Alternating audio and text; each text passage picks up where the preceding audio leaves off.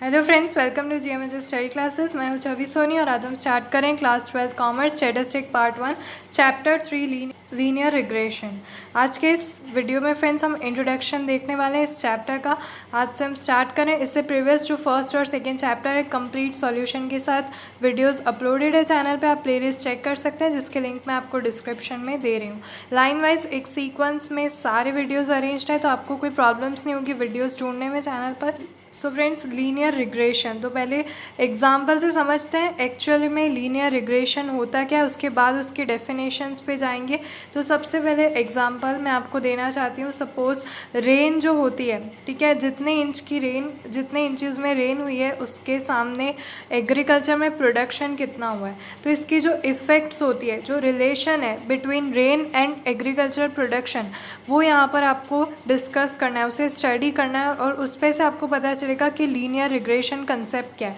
अब मैं आपको एक्सप्लेन करती हूँ with the help of a data. यहाँ पर आप देख सकते हैं आपको रेनफॉल्स दी गई है 2, 3, 2.5, 4 और 3.25 इंचेस। ये इतने इंचेस की रेनफॉल एक कंट्री में नोट डाउन हुई है और डिफरेंट प्लेसेस में जो उनका एग्रीकल्चर प्रोडक्शन हुआ है इन लाख टन्स। जो आप यहाँ पर देख सकते हैं एग्रीकल्चर प्रोडक्शन यानी 2 इंचेस रेनफॉल, उसके सामने 20 लाख टन्स यहाँ पर एग्रीकल्चर का प्रोडक्शन। 3 इंचेस यानी 1 इंच ज़्यादा, तो यहाँ पर एग्रीकल्चर प्रोडक्शन इंक्रीज़ हो रहा है। 2.5 तो इन दोनों के बीच का है, तो एग्रीकल्चर एवरेज में आया है प्रोडक्शन।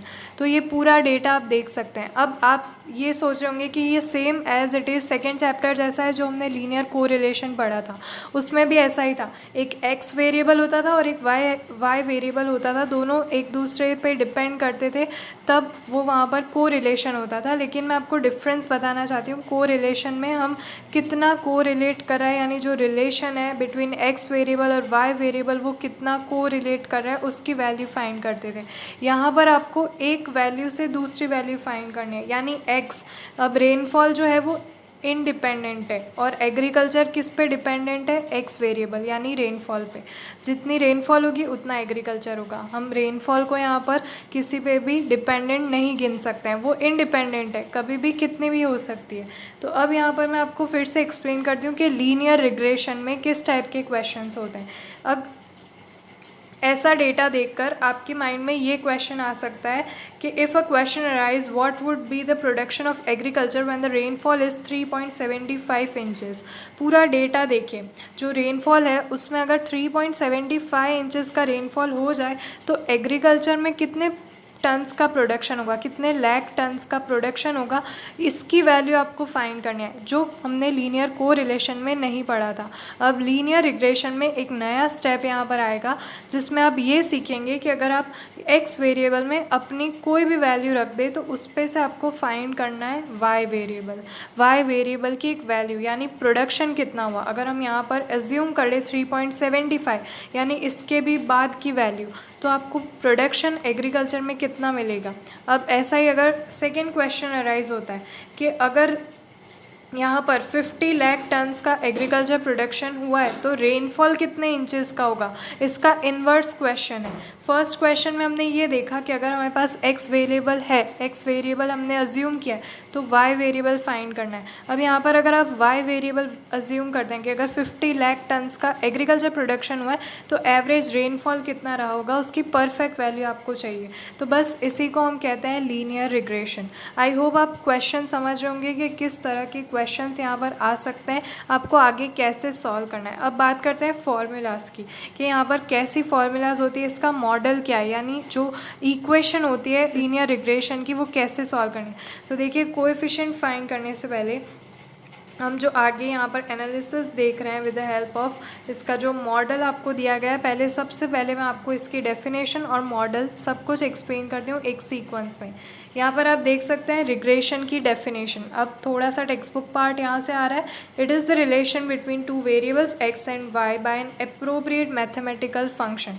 एक्स और वाई में जो हम वैल्यूज़ फाइंड करेंगे वो मैथमेटिकल अप्रोप्रिएट फंक्शन से फाइंड करेंगे, डायरेक्टली कोई अजम्पशंस नहीं होंगे, वो पूरी फॉर्मूला से आप एक्चुअल जो वैल्यू होगी वो फाइंड करेंगे अप्रोप्रिएट।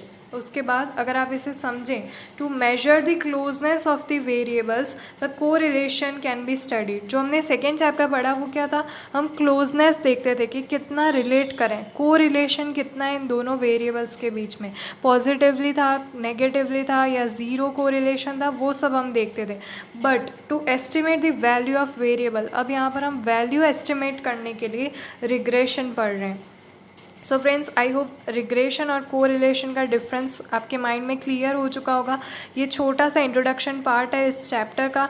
नेक्स्ट वीडियो में हम सीखेंगे इसकी फार्मूला, रिग्रेशन फार्मूला। मैं आपको एक्सप्लेन कर देती हूँ। y is equals to a plus B into X, Y cap लगाया जाता है। अब फार्मूला कैसी है, y कैप क्या है और इस फार्मूला को कैसे सॉल्व करना है, क्वेश्चन कैसे सॉल्व करना है, with the help of illustration और एक्सरसाइजेस के क्वेश्चंस हम सॉल्व करेंगे इन द नेक्स्ट वीडियो। तो फ्रेंड्स, इस वीडियो में आपको कहीं पे भी कोई डाउट्स, क्वेरीज या कोई भी तरह की डिफ़िकल्टीज़ रही हो, या आप कंसेप्ट नहीं समझ पाएँ, या फिर टेक्स्ट बुक के अंदर कोई ऐसा थियोरेटिकल पार्ट है जो आप एडिशनली यहाँ पर समझना चाहते हैं, तो प्लीज़ कमेंट बॉक्स में कमेंट कीजिएगा। इंस्टाग्राम पे आप हमें फॉलो कर सकते हैं, डीएम करके अपने पर्सनल डाउट्स, क्वेरीज़ पूछ सकते हैं। इस वीडियो को लाइक कीजिए, शेयर कीजिए और कमेंट करके पूछिएगा। कोई डाउट्स हो, हेल्पफुल रहे तो कमेंट कीजिएगा। सब्सक्राइब कर दीजिए चैनल को, ताकि लेटेस्ट अपडेट्स जो भी आए उसका सबसे पहले नोटिफिकेशन आपको मिल जाए। So friends, thanks for watching this video. मिलते हैं हमारे नेक्स्ट वीडियो में, तब तक के लिए गुड बाय।